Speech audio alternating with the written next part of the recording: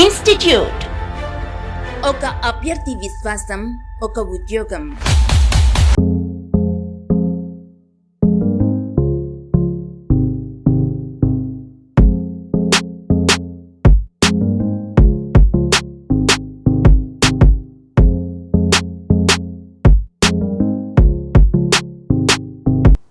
సమస్యలు చుట్టుముట్టాయని, పరిస్థితులు కలిసి రావటం లేదని, అవకాశాలు ఆగిపోయాయని ఆగిపోతామా, వాటిని ధైర్యంతో ఎదిరించి ఓర్పుతో ఓడించి ముందుకు సాగిపోతామా అనేదే జీవితం. విజేత ఎట్టి పరిస్థితుల్లోనూ తన ప్రయత్నాన్ని ఆపడు. సమస్యలు ఎన్ని ఉన్నా తన ధైర్యాన్ని కోల్పోడు. తాను వేసిన ఎన్ని ప్రణాళికలు ఛిద్రమైనా సహనంతో మరో ప్రణాళిక వేసుకుంటూ ముందుకు సాగుతాడు. 100 మార్గాలు మూసుకుపోయినా తన కోసం పైవాడు మరో మార్గాన్ని సిద్ధం చేసి ఉంటాడు అని ఆశావాద దృక్పథంతో అడుగులు వేస్తాడు. తన చేతుల్లో లేని దానికోసం ఎదురు చూడడు, ఆందోళన చెందడు. తన చేతనైంది చేసుకుంటూ ముందుకు సాగిపోతాడు. ఉన్న మార్గాలలో ఉత్తమ మార్గాన్ని ఎంచుకుని విజయ తీరానికి చేరుకుంటాడు.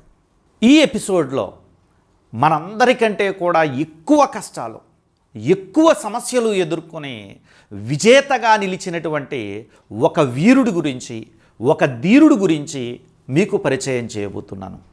తాను ఊహించిన ఊహలన్నీ ఛిద్రమైపోయినప్పుడు, తన ప్రణాళికలన్నీ కూడా అగాధంలో పడిపోయినప్పుడు, ఆశని కోల్పోకుండా, ఆశయాన్ని వదులుకోకుండా తన ఆశయాన్ని సాధించిన ఒక మహానుభావుణ్ణి మీకు పరిచయం చేయబోతున్నాను. అతడే హంగేరీ దేశానికి చెందిన కరోలి టక్కస్. ఇతడు ఆ దేశంలో, ఆ దేశపు ఆర్మీలో ఒక సోల్జర్ అండి. నేను చెబుతున్న సంఘటన దాదాపు 1938 నుంచి 48 దాకా జరిగినటువంటి వ్యవహారాన్ని చెప్పబోతున్నాను. అతడు సోల్జర్గా ఉంటూనే అతడికి రైఫిల్ షూటింగ్ అంటే చాలా ఇష్టం. అందువలన అతడు రైఫిల్ షూటింగ్ ఏదైతే ఉందో దానిలో ఆ దేశంలోనే నెంబర్ 1గా నిలబడిపోయాడు. సో ఒలింపిక్స్లో గోల్డ్ మెడల్ సాధించటము అనేది అతడి యొక్క ఆశయం. అతడు ఒక ఆశయాన్ని పెట్టుకున్నాడు. ఆ ఆశయం కోసం నిరంతరం ప్రయత్నం చేస్తున్నాడు. 600 ఆశయాన్ని సాధించడం తన యొక్క జీవిత లక్ష్యంగా ఎంచుకున్నాడు. అతడు అడుగు వేసినా, అడుగు తీసినా, మాట్లాడినా, చూసినా 24 గంటలు ఆ రైఫిల్ షూటింగ్ గురించి తప్ప మరో దేనికోసం కూడా అతడు ఆలోచించటం లేదు. ఇలాగ జరిగిపోతున్న తరుణంలో అందరూ కూడా ఊహించారు ఇతడు గ్యారంటీగా ఒలింపిక్స్లో గోల్డ్ మెడల్ సాధించేస్తాడు అని చెప్పి. 1940 టోక్యో ఒలింపిక్స్కి సిద్ధమవుతున్నాడు. ఈ తరుణంలో 1938లో ఒక రోజున ఆర్మీ ట్రైనింగ్ క్యాంపులో ఏం జరిగింది అంటే, అతడు విసురుతున్నటువంటి ఒక బాంబు అతడి చేతిలోనే పేలిపోయింది. మొత్తం కుడి చేయి మొత్తం పోయిందండి. అతడి యొక్క ఆశలన్నీ సమాధి అయిపోయాయి. అతడి ప్రణాళికలన్నీ అగాధంలో పడిపోయాయి. అతడి జీవితం అంతా కూడా శూన్యమైపోయింది. అతడి భవిష్యత్ అంతా కూడా అంధకారం అయిపోయింది. దాదాపు 10 ఏళ్ల నుంచి అతడు పెట్టుకున్నటువంటి ఆశయం అంతా కూడా ఫుల్ స్టాప్ పడిపోయింది. అతడు ఏం చెయ్యాలో తెలియలేనటువంటి అగమ్య గోచర స్థితిలో ఉండిపోయాడు. ఇలాంటి తరుణంలో ఇక అతడి జీవితం ఏ విధంగా ముందుకు వెళ్ళాలో తెలియని తరుణంలో చాలా కాలం హాస్పిటల్లో బాధపడుతూ కూర్చున్నాడు. హాస్పిటల్ నుంచి బయటకు వచ్చేటండి. అతడు అనుకున్నాడు, బాధపడుతూ కూర్చుంటే భవిష్యత్తు మారదు, భయపడుతూ ఉంటే గెలుపు రాదు. నా ముందు 2 మార్గాలు ఉన్నాయి. జరిగిన సంఘటనకు బాధపడుతూ కూర్చుని ఏడవడం మొదటి దారి. రెండవ దారి కోల్పోయిన దానికోసం కాదు, ఉన్న దానితో ఏమైనా సాధించే ప్రయత్నం చేయటం. అతడు అనుకున్నాడు, కోల్పోయింది నేను ఒక్క చెయ్య, కుడి చెయ్యే కదా కోల్పోయాను, ఇంకా నాకు ఎడమ చెయ్యి ఉంది కదా, దీనితో నేను నా ప్రయత్నాన్ని చేస్తే తప్పేమిటి అని ఆలోచించడం మొదలెట్టాడు. గుర్తించుకోండి, మీరొకటి కోల్పోయారు అంటే మరొకటి పొందుతారు. ఒక మార్గం మూసుకుపోయింది అంటే పైవాడు మీకోసం మరో మార్గం ఏర్పాటు చేసి ఉంటాడు.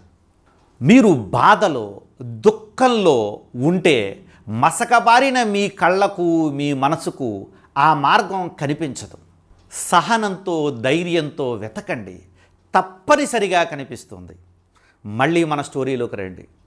కరోలీ టక్కస్ తాను లేని కోల్పోయిన చేయి కోసం ఆలోచించలేదు, ఉన్న దానికోసం ఆలోచించాడు. ఈ ఎడమ చేత్తో నేను సాధించాలి అనుకున్నాడు. గుర్తించుకోండి, అప్పటి వరకు కూడా అతడికి ఎడమ చేత్తో వ్రాయటం కూడా రాదండి. అలాంటిది రాయటం మొదలుపెట్టాడు. మొదలుపెట్టి ఆ తరువాత అతడు ఇక రైఫిల్ షూటింగ్ మొదలుపెట్టాడు. ఇక విపరీతంగా ప్రయత్నం చేశాడు.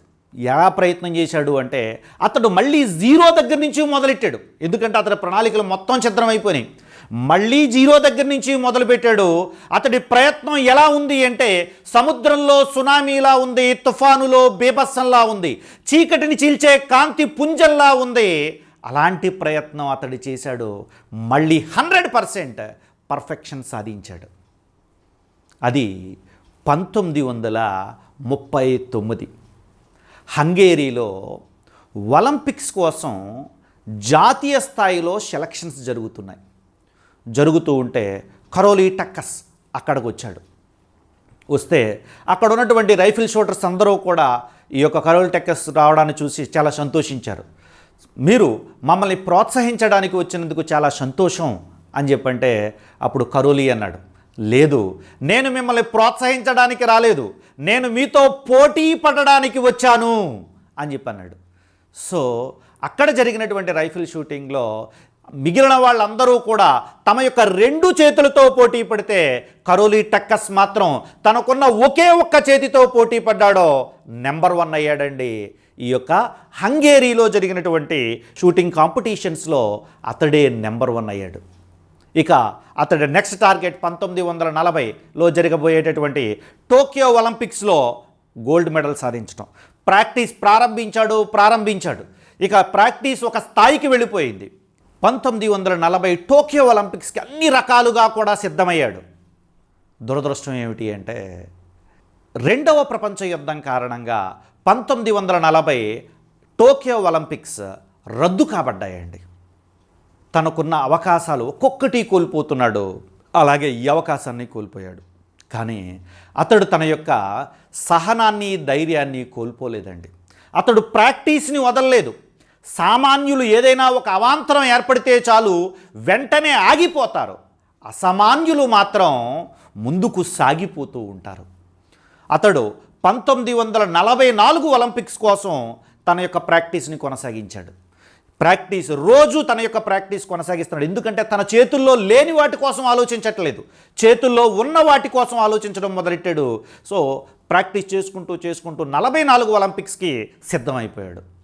దురదృష్టం ఏమిటి అంటే 44లో ఇంకా 2వ ప్రపంచ యుద్ధం పూర్తవలేదు. అందువలన 44 ఒలింపిక్స్ కూడా క్యాన్సిల్ అయినాయండి. కానీ అతడు ఆగిపోలేదు. 44 ఒలింపిక్స్ తర్వాత 48 ఒలింపిక్స్ కోసం సిద్ధమయ్యాడు. ఎందుకంటే పోయినటువంటి అవకాశాల కోసం కాదు, ఉన్న అవకాశాల కోసం వెతుకుదాం. జారిపోయిన వాటి కోసం కాదు, చేతుల్లో ఉన్న వాటి కోసం వెతుకుదాం. చేతుల్లో ఉన్న వాటిని పూర్తి స్థాయిలో పట్టుకుందాం అనేది కరోలీ యొక్క ఆలోచన.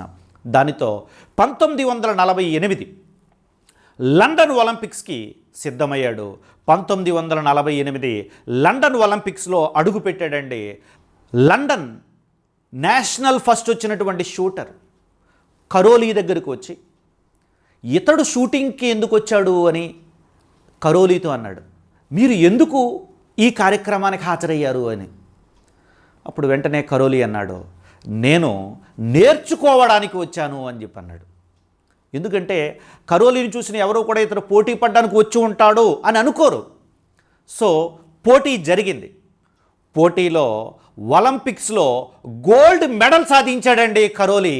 1948 లండన్ ఒలింపిక్స్లో గోల్డ్ మెడల్ సాధించాడు. దాదాపు 10 ఏళ్ల సుదీర్ఘ సహనం, ఓర్పు, ప్రయత్నం యొక్క ఫలితం చివరికి అతడికి గోల్డ్ మెడల్ సాధించి పెట్టిందండి.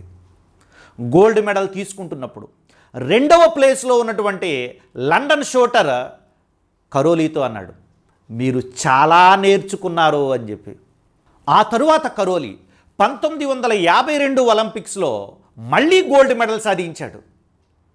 2 సార్లు గోల్డ్ మెడల్ సాధించినటువంటి వ్యక్తి కరోలీ టక్కస్ అండి. సోదరులారా, గుర్తించుకోండి, మనకి జీవితంలో ఏదైనా ఒక అవాంతరం, ఒక సమస్య ఎదురైతే చాలు వెంటనే మనం ఆ ప్రయత్నాన్ని ఆపేస్తాం. లేకపోతే చాలామంది తమకి ఏదో అన్యాయం జరిగిపోయింది అని చెప్పి ఆత్మహత్యలు చేసుకునేటటువంటి పరిస్థితికి కూడా వెళ్ళిపోతూ ఉంటారు. అలా ఆత్మహత్య చేసుకోవాలి అంటే కరోలి మనకంటే విపరీతంగా ఆశలు పెట్టుకున్న వ్యక్తి కాబట్టి అతడు చెయ్యి కోల్పోయినప్పుడు ఆత్మహత్య చేసుకోవాలి. 1940 ఒలింపిక్స్ వాయిదా పడినప్పుడు ఆత్మహత్య చేసుకోవాలి. 44 ఒలింపిక్స్ వాయిదా పడినప్పుడు ఆత్మహత్య చేసుకోవాలి. కానీ విజేత లక్షణం అది కాదండి.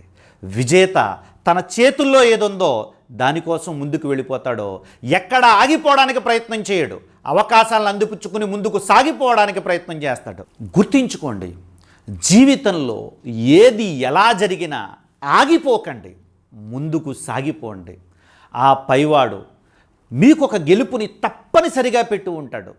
దానిని అందుకునే వరకు ఆగిపోకండి, ముందుకు సాగిపోండి. అలా ముందుకు సాగిపోతారని, మీరు గెలుస్తారని ఆశిస్తూ ఆంక్షిస్తూ ముగిస్తున్నాను. Thank you. జై హింద్.